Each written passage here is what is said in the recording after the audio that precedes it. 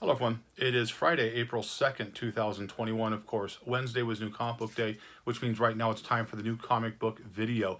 This past week was not a real big week for books, but there were some pretty nice titles that came out and some pretty nice independents that I'm going to show you. And then I was able to pick up a couple of back issue books that I was pretty excited about. And then someone sent me a message, and I get this question a lot as it relates to Golden Age books or pre-code books and how I look for certain covers that I'm interested in.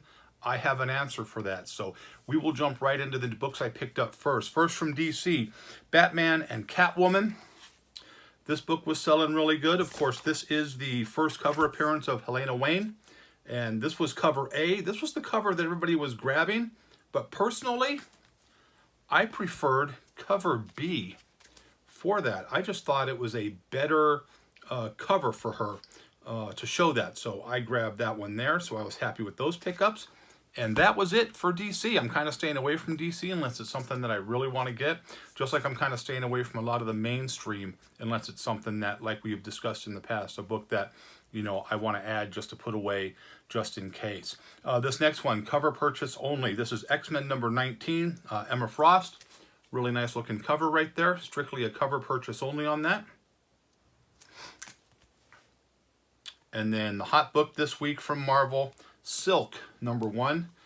Different covers on this one. I picked up 3 different ones. This is cover A I picked up.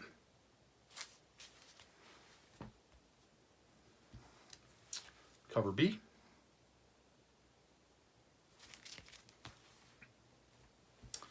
Cover C. And then, of course, the next book I picked up, Avengers, Curse of the Man-Thing. Now, this is the first appearance of a character by the name of Harrower. It's a new villain, and this was cover A. Kind of cool looking right there. I always liked Man-Thing. Man-Thing, Swamp Thing, I like them all. There's that there.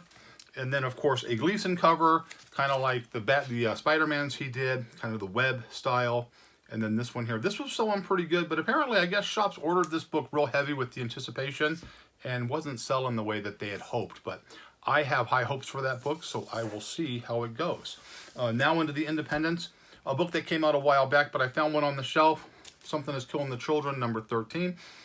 This is a book where if you don't have a lot, if you're not spending a lot of money one week and you can find Something is Killing the Children, earlier issues, and you can get them at a really good price, pick these up, because books like this, there's always going to be a secondary market on it. It doesn't matter. You can take these to shows if you sell at shows, and you can throw them on your table, and you will not lose money on these. These were always going to hold their value. And so, because they didn't make tons and tons of printings on that, there is, of course, more printings starting from issue 10 or 11 moving forward because the demand was so high. But still, that's a book right there that you can always get your money back on. Vengeance of Vampirella, number 16, cover purchase only. This kind of reminded me of the cover poster for Fright Night number 2, if you've seen that movie. The same style, the white background, you know, the vampire teeth. Just kind of a cool cover. So I saw this, I was like, you know what, I'll pick that up because it kind of reminds me of the Fright Night 2 poster. So there's that.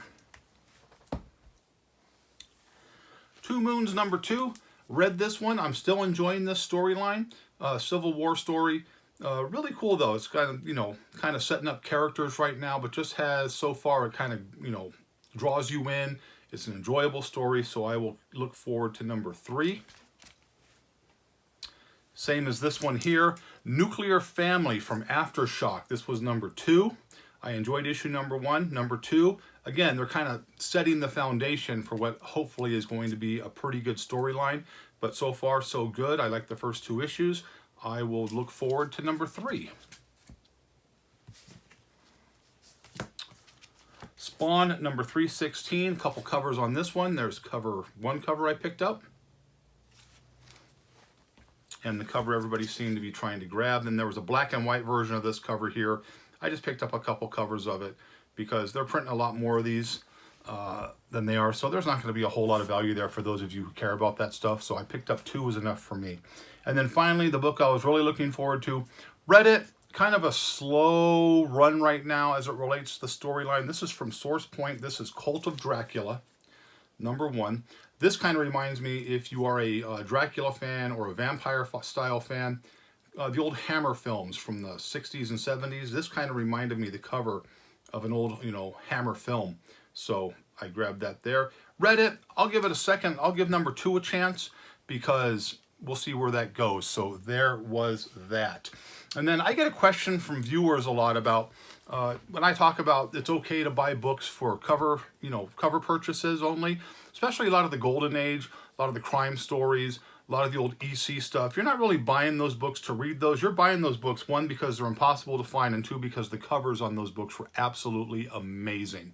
Absolutely amazing on those covers. So someone asked me, how do I know how to look without really, if I really don't know the titles and just, to see every cover in a run, excuse me. There's a book I use, and these have been out for a long time. This is from 1989. This is the Photojournal Guide to Comic Books from Gerber. This is volume 1. And this has every cover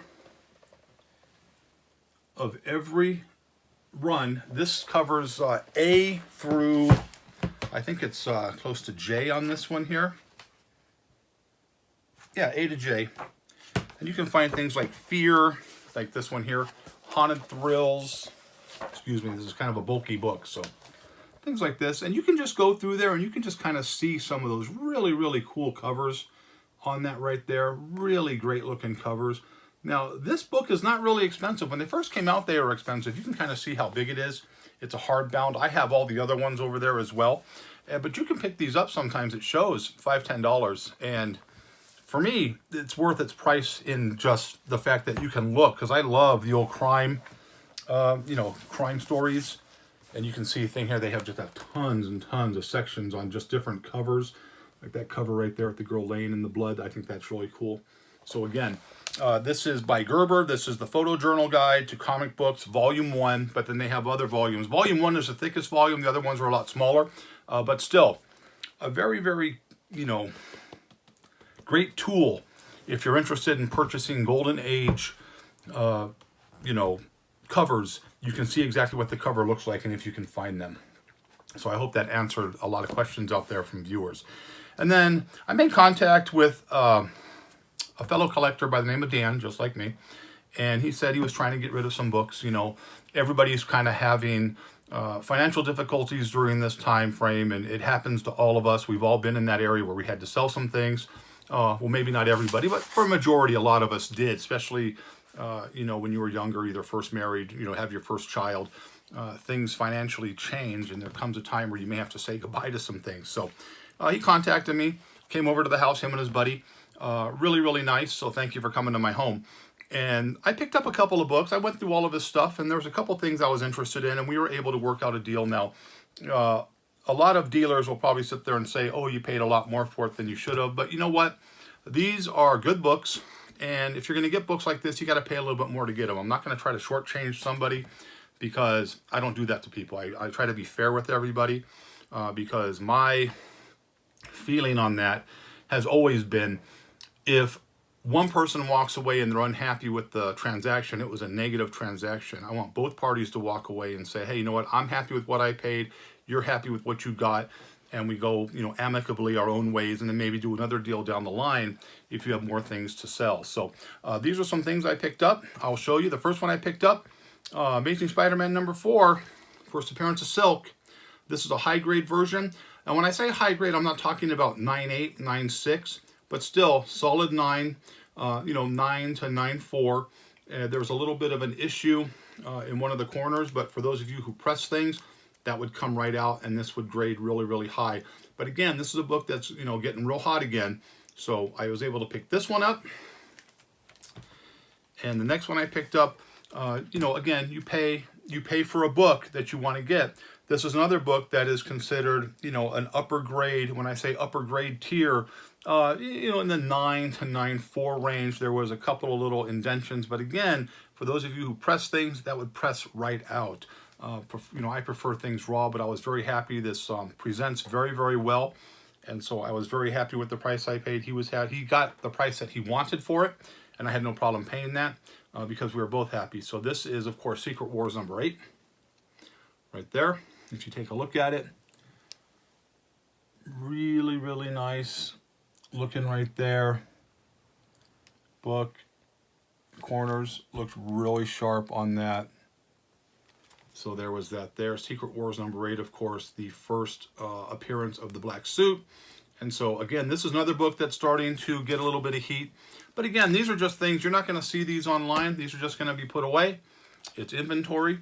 And again, I'm happy with the purchase on that. So there was that. And then lastly, I was surprised by a lot of comments I got as it relates to the way I was going to do box customers in my shop.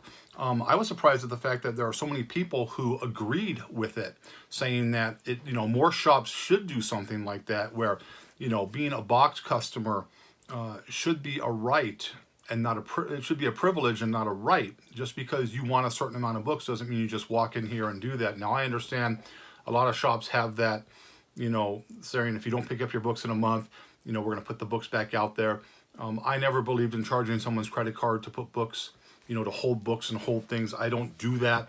I'm just one of those things where if you get a card from Arkham Comics and you say that you're going to be a box customer, you are going to be one of the few because you have already shown a good, history of picking your books up every week, whether at my shop down the road or other shops in town. And again, I already have, 20 to 25 people who've already reached out and said, hey, would I be qualified to get a book? And for the most part, most of them, yes, because I know your history. I see that you pick up your stuff every week, and I would have no problem allowing you to purchase books. Because again, the biggest problem that shops have is you spend a lot of money to bring in all these books, and then they just sit there and they either go back out on backstock on the tables or they sit there for a long time. Now, those are books that you have to buy. And if people don't pick them up, that's just money out of your pocket that you could use in a different direction. So there was that again. I appreciate all the positive comments I get. I know a lot of people enjoy this channel. I enjoy doing this channel. Looks like Friday's probably going to be the day that I'm going to do the videos moving forward. And then that's pretty much the easiest day for me to do the videos. It gives me an opportunity to pick up everything from the shops and then sit down, actually do a video, and then, post it on YouTube. So there was that. If you're not a subscriber to the channel, please hit that subscribe button. If you are a subscriber, thank you very much. And hit that little bell so you get notifications when the new stuff comes out. Again, I appreciate all the viewers. I appreciate all the positive comments and the support I get from this channel. It does mean a lot to me. I hope you like those books. And again, the one I talked about, there's the name of it right there. The Photojournal Guide to Comic Books. This was volume 1, and again, it is a tool that is invaluable if you're trying to find older books and the type of covers that you want. So there was that. So I hope you liked the video, but as always, if you didn't, nothing I can do for you. Have a great, great day. Happy hunting, and I will see you in a few days.